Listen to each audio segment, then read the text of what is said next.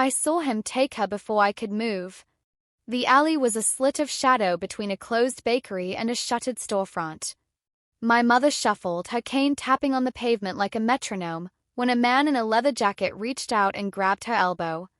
He didn't ask. He yanked her toward the darkness. My knees went cold. I was across the street, half hidden behind a parked delivery van, coffee in hand, trying to be invisible. I had seconds. He pushed her against the brick and barked orders at a second man. My mother looked at him with scared eyes that used to look at me with light. The man cursed, shoved her back to the ground and tried to pull it from her. My training clicked into place like a sequence I had done 1,000 times in other cities under different flags. I was a Navy SEAL, but standing there in plain clothes, I felt ordinary and exposed. The world narrowed to 3 things: the man, my mother, and the path between us. I stepped off the curb. My voice came out low and steady, but it might as well have been a gunshot. Leave her alone. They froze like actors caught mid-movement. The taller one laughed, a sound with no humor. Mind your business, he spat and pushed my mother harder. Pain shot through her face. Time stretched. My heart hammered, but I controlled my breath. SEALs trained to move without noise, to read intentions. Both men had cheap bravado and dangerous eyes. The second man reached for a pocket, maybe a knife, maybe a phone. My hand went to my jacket out of habit. No weapon, only memories of nights I had promised myself I would never come back to. The men took my mother's trembling as weakness.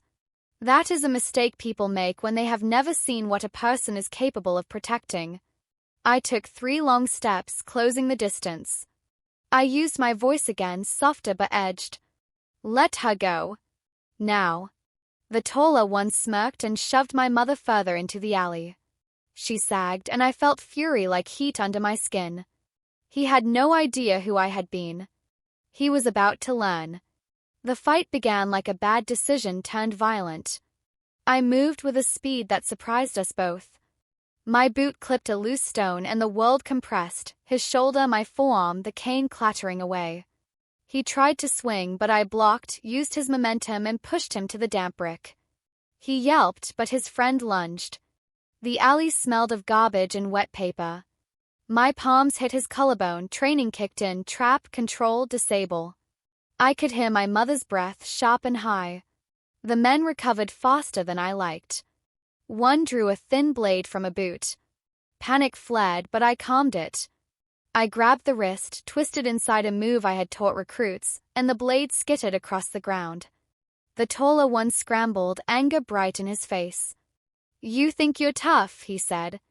I didn't answer. I looked at my mother. Her hand trembled, fingers searching for mine. She mouthed, Julia. My name sounded like an anchor. I felt the world shift. What I had to do next was not just to stop them, but to make sure this couldn't happen again. After the scuffle, the men fled, cursing, more afraid than injured. My mother sank onto a stained crate and hugged herself like a frightened child. I sat beside her, hands on her shoulders, feeling the tremor under her thin coat. Are you okay? I asked, voice breaking. She nodded but didn't make a sound. Her chest heaved. People across the street watched from windows. Someone whispered into a phone. The cops were an uncertain promise. I checked my wristwatch the way I had in missions, counting minutes like beats. The blade lay where I had kicked it into the gutter. I picked up my mother's dropped purse, returning it to her with fingers that shook. She squeezed my hand, and I felt every year of her small sacrifices. Her name spilled out in the alley like a memory. They wanted my bag, she whispered. They said I had money. I swallowed hard. There had been no money, only receipts, a small rosary, a faded photograph of a younger me in uniform. That picture now lay folded in the corner. I felt anger, but also a heavier thing, fear that this was not random. Someone was testing us. We walked home slowly, step by step. The city felt different, eyes glued to us from lit apartments, the night noisy with car horns. My mother kept to the curb, afraid of being noticed. I matched her pace, covering her with quiet. The apartment we shared smelled like tea and lemon cleaner. Inside, I locked the door and checked all the windows. I sat at the tiny kitchen table, fingers wrapped around a chipped mug. My mother hummed under her breath, trying to put ordinary into the evening. I watched her fold the photograph closed, then press it into my palm. "You came back," she said. There was wonder in her voice and guilt in mine. I had come back for her, yet I had left her to a city that could bite. I told her to go to bed.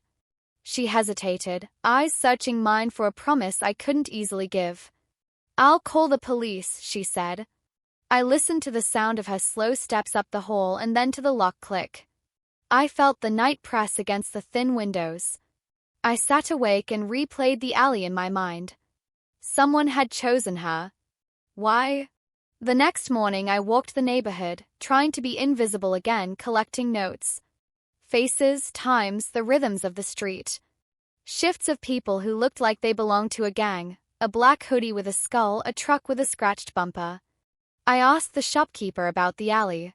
He shrugged and said kids did petty theft, but gangs controlled the block at night. His eyes darted when he said it. My mother rested at home, shelves of teacups around her like a small fortress. I made a list on an old receipt, names I knew here, the ones I didn't, times of patrols. Being a SEAL taught me discipline and research. I mapped the alley, the escape routes, the camera blind spots. There were no cameras. I called an old contact, someone who owed me favors. He answered with a warning. The gang had been pushed from other neighborhoods and were angry. They worked for an unknown boss who wanted to mark territory. I felt the circle tighten. My training told me to gather intel, not to act on fire. But my mother had been pulled by a stranger's hand.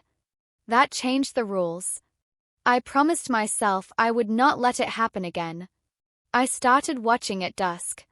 From the diner across the street, I ordered coffee and sat near a corner window where the view of the alley was clear. My hands didn't shake, they'd learned to hold steady. People came and went. A boy with a skateboard skated by, nodding like he owned the sidewalk. At exactly 9:20 p.m., two men appeared, the taller one leaning into the other as if sharing a joke. They eyed the alley and smirked.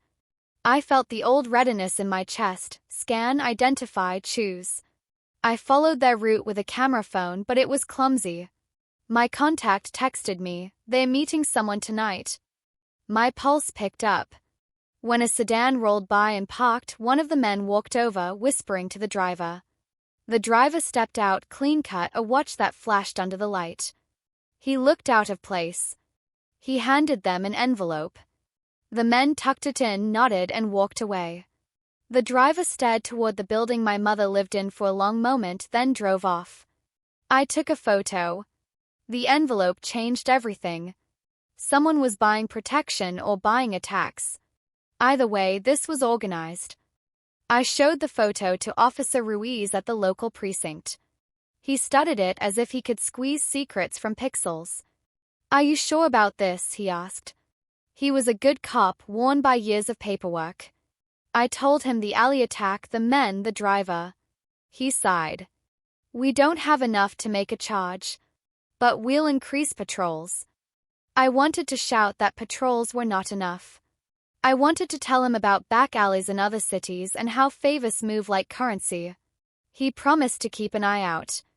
Back at home, my mother asked if the police would protect her. Her voice was small, and I felt an old oath tighten inside me.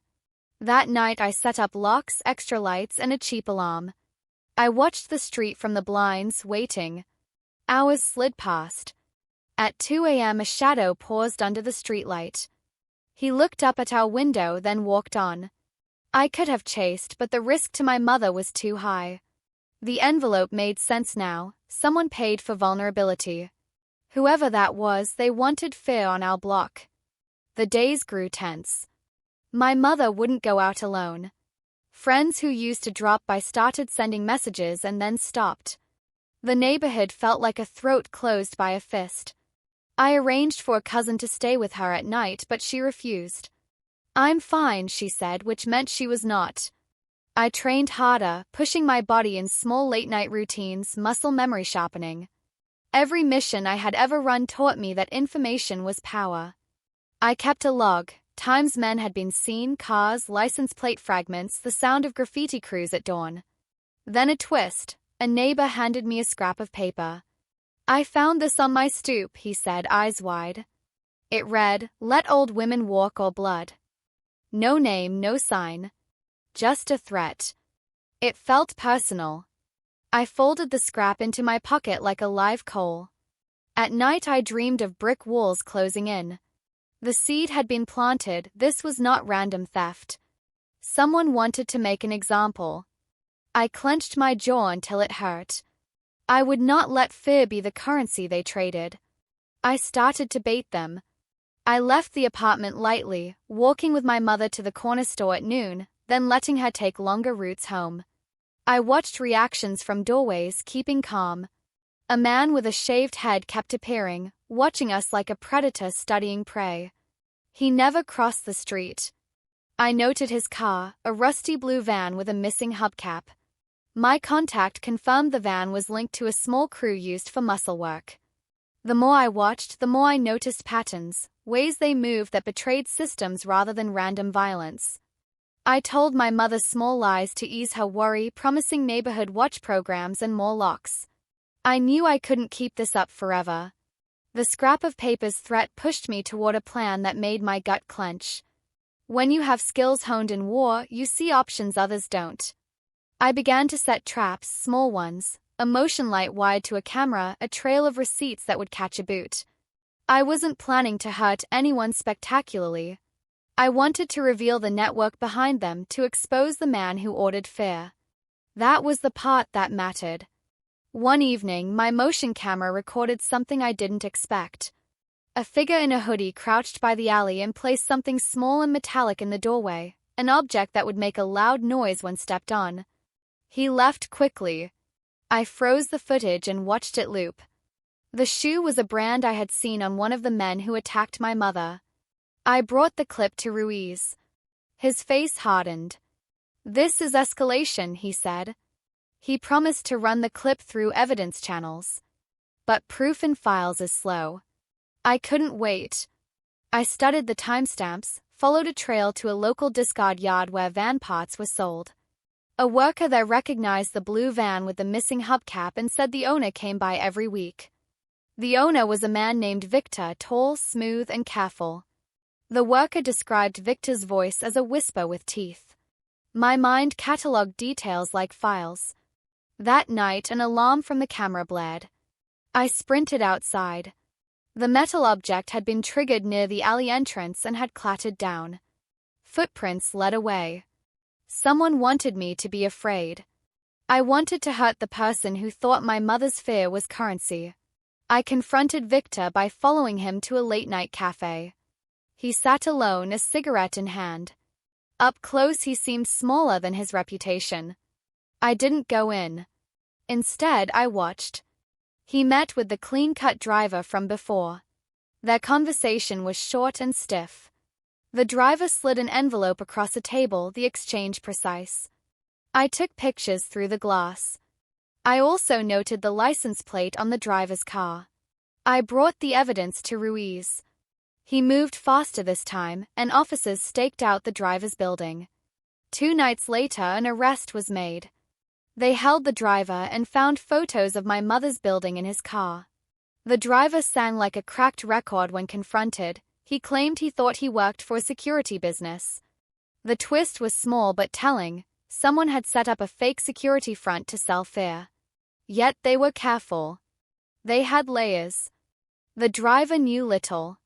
The net was larger. The arrest made the gang nervous, and for a week the street breathed easier. My mother smiled like the sun for days. But I knew peace was fragile. A big boss never surrendered after one loose piece fell. Shortly after the arrest, someone painted a symbol on our building's side, 3 vertical lines and a broken circle. It was a mark of ownership. The landlord scrubbed it off and pretended it didn't happen. I took a photo and searched. A gang across the river used the symbol, a new crew led by a man seldom seen in public. Word in the undercurrent said his name was Cade. He kept his hands clean and his voice softer than poison. He paid others to grit the city's teeth. The driver had been a small fish. Cade was the current. I dug deeper. A barman remembered a man with silver hair and a tattoo sipping tea in a private room. He said the man had eyes that measured suits on people the way a tailor measures cloth. I traced phone calls, small fees, payments passed through a dozen hands. Each lead braided into another. The twist: Cade had local politicians in his back pocket. Suddenly, the problem wasn't only the street, it was the system that protected those who bought fear. I felt that cold truth under my skin. The story I had to write would force a revelation, and revelations make people dangerous. I decided to make them reveal themselves. I staged a quiet sting. Using the fake security company angle, I arranged a meeting through a burner account, posing as a business owner interested in their protection. The man who answered the call had a soft voice. He gave a time and a place. I brought Ruiz along undercover. My hands didn't show the tension inside. The meeting was in an empty warehouse near the docks. A car pulled up and a man stepped out, mid-30s, rings on his fingers, shadowed by muscle. It wasn't Cade, but a lieutenant. He spoke in riddles, offering services for property security. He showed a ledger with cash flow, names crossed out, and a mark Cade symbol. I watched Ruiz's eyes. He wanted to move in and make a big arrest. I shook my head slightly. We needed Cade, not his lieutenant. I handed the ledger a pen and asked to see the names. The man laughed and said he would only deal locally. He did not know my face. The twist was this: they trusted even small deals because they thought the law was silent. We walked away with a photograph of the ledger, one more piece. The ledger and the driver's testimony opened a doorway. Ruiz used them to get warrants. But Cade was careful, he used fronts and safe houses. My contact found a pattern of meetings at a private gym downtown. I started spending time there, blending in as a tired regular. There I met other people, women and men who had been pushed and paid. One woman told me she had been threatened when she refused to pay protection for her bakery. Another said her son's job was taken by men who made offers. The twist wasn't a single villain but a network built on fear and convenience. People paid to keep their shops because it was easier than facing violence. I listened, learned, and cataloged details. The gym had an upstairs room where men with inked forearms counted envelopes. A number kept showing up in their ledgers, 411 to 237. It was a pay number. When I traced it, the carrier led to a shell company with offices in a quiet building downtown. I felt the thread tighten. If that office belonged to Cade's front, exposing it would break open the business of fear. We planned a raid, but Ruiz warned me patience would win more than force. Law needed time to gather admissible proof. I felt the old soldiers itch to act, to end it quickly, but I listened. We installed more cameras, recorded more trips, and let the gang's confidence grow in their small wins. The twist came when the driver decided to make a deal. He led prosecutors to a storage unit where wallets and fake IDs were kept. Among the items was a map with marked locations, my building included. It showed routes used for quick threats, alleys, waste areas, blind spots. The map was a roadmap of fear. We presented it to the judge. Warrants were approved. Cade's men were furious. The street turned vicious in small ways, broken stoops, stolen mail. My mother received a note, no more favors. She cried for the first time since the alley. I sat with her and told stories of patrols, of nights at sea when the ocean swallowed fear. She listened, but the fear settled into her bones. I promised to finish. The plan was in motion, and for once I let the law walk beside me. The raid was set for a wet afternoon. Rain smudged the city into watercolor. Officers in plain clothing moved like a tide, quietly taking positions. My role was surveillance and support. SEALs learned to be unseen until the moment to act. The gym's upstairs room was a hideaway of envelopes and cheap coffee. The officers moved in. I watched the live feed, heart in my throat. They arrested several men, seized ledgers, and took phones. The twist was a file on one officer's phone, photos of my mother's building and a note. The officer on camera had been bribed. Someone inside the system had fed information. That meant the network ran deeper than a man with silver hair. The seizure yielded numbers, addresses, and a name I hadn't heard loud before, a business tycoon named Hale. He had legal ties to companies across the city. Ruiz cursed. The law had cracked a shell and found another shell inside. We had more breadcrumbs.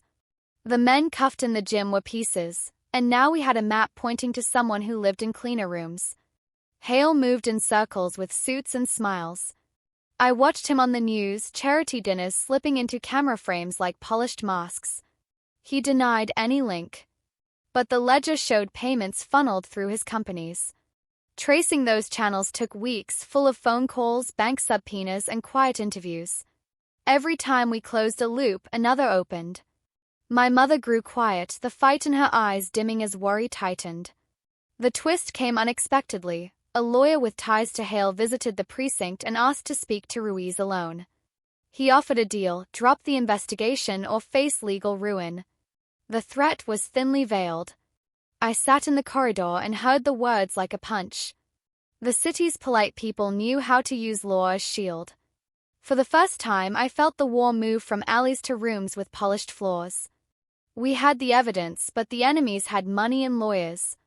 I thought of all the small people who had paid to survive. I felt the weight of responsibility heavier than duty. We decided to go public slowly. We released a story to a local reporter who didn't blink at dirty suits. He ran a piece about the fake security front and the arrests, naming some of the middlemen. Hale's PR team spun quickly, calling it a small fraud ring and denying ties. The public reaction was a scatter of outrage and disbelief. Protesters gathered outside his charity event with signs demanding answers. The twist: Hale's name was not in the ledger directly, but payments had moved through subsidiaries and shell companies. The public pressure forced banks to review transactions. Small accounts were frozen. Hale answered with lawsuits and gala donations to sway opinion. The fight took on a new shape. It was now a public wrestling match between truth and Polish. My mother watched the news and whispered, "They are beasts that hide in suits." She was right. I felt exhausted and strangely hopeful. People were starting to look. But with attention came risk. The men we had hit would not vanish quietly. The retaliation was swift and ugly. One night someone set a car on fire outside a bakery that backed onto our block. Flames ate the metal until it buckled and the smell of rubber and heat spread. The bakery's owner, a kind woman who had supported our small fights, cried as she watched her livelihood burn. My mother hugged me and said, "Maybe we should leave." I thought of all the work and the promise I had made. The men we had taken down were coordinated. They hit where people hurt. Ruiz increased protection for witnesses, but the city felt raw. The twist came in a cryptic letter left in our mailbox: "Stop or lose more." It had no name, only a scrawl. I felt a cold fury sharpen into resolve. We were close to the heart of the network. Cutting off its supply of fear would hurt them enough. I tightened planning with Ruiz. We would not run. We would expose and dismantle. I promised my mother we would do it smart. A piece of luck arrived in the form of a heat-seeking lead. One of Hale's shell companies had a manager who wanted out. He came forward with an envelope full of contracts and wire transfers. The pattern glowed clear. Money moved to Cade's crews through a chain of accounts. We now had proof linking Hale to the payments. The twist: the manager demanded protection in exchange for testimony. He feared retribution. We offered witness protection and a new identity. He trembled when he signed. My mother watched me, worry tangled with pride. The manager testified quietly, laying out dates and names like puzzle pieces. The court prepared. For the first time, I felt the tide pull toward justice. The gang's men had tried to hide behind suits. Now the suits had been caught breathing the same smoke. The city's newspapers called it a scandal in black print and small pictures. But I knew the hardest part was still coming: bringing Cade and Hale into plain sight. The trial began with a bang of cameras and whispered bribes. Hale's lawyers pushed back, labeling witnesses liars. Cade stayed hidden, a rumor in the courthouse halls. But the manager's documents were precise and the trail was long. Ruiz and prosecutors built the story like a mosaic. I sat in the back of the courtroom and watched my mother's hands shake around her coat. The press painted her a victim and me a vigilant daughter. The twist was personal. One of Hale's executives, a quiet woman with steel eyes, decided to flip, handing over emails that showed direct orders to move money and intimidate small business owners. The tiles fell into place. The courtroom gasped as evidence showed wire transfers and meetings. Hale's polished smile cracked. Cade's name was mentioned in depositions. The city held its breath. My mother clutched my hand and said, "You did this." I squeezed back and felt the cold truth that justice never feels like victory. It feels like a wound stitched with law. When the verdict came, the room was heavy with rain outside and tense faces inside. Guilty on several counts. Hale's empire faltered. Cade's organization lost funding. Men were sentenced. The twist was bittersweet. Many of the small people who had been paid to harm were given options: rehabilitation or jail. Some chose to cooperate. The streets relaxed like lungs after being held. My mother smiled with tired joy. We walked home under light drizzle, the city washed clean enough for a while. The bakery reopened and people came with flowers. But the victory had cost something. The man who had led the initial attack, the taller one in the leather jacket, had vanished before the trial. I felt a hollow ache where anger once lived. The system had stripped layers, but some shadows had slipped away into other alleys. I knew the peace would not last forever, but for now it held like a small, warm blanket. Life returned to a fragile rhythm. My mother tended her plants and swept her stoop. I trained, but less for war and more for steady mornings.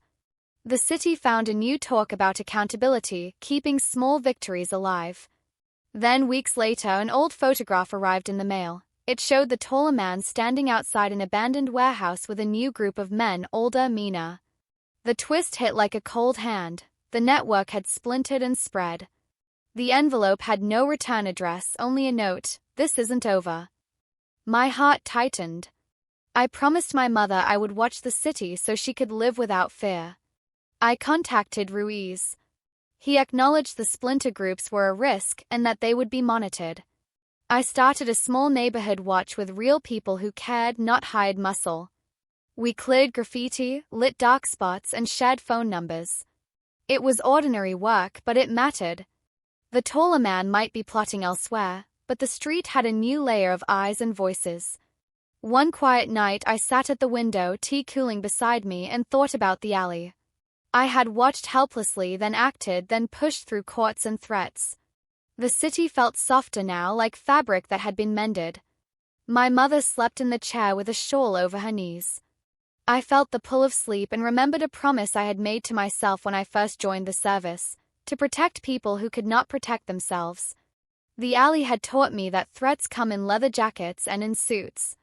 It has taught me the power of small acts, calls, photos, and a neighbor's courage. The twist at the end was quiet. Justice had won in some rooms, and in others the seed of fear had been crushed or scattered. I did not believe evil was gone, but I believed in people. I leaned back, closed my eyes, and let the night's quiet be a small reward. If they ever came again, I would be ready. For now, my mother slept, and I kept watch. If you enjoyed this story, please subscribe to my YouTube channel and tap the bell to get notified the moment we drop a new story. And don't forget to like the video to help others find it.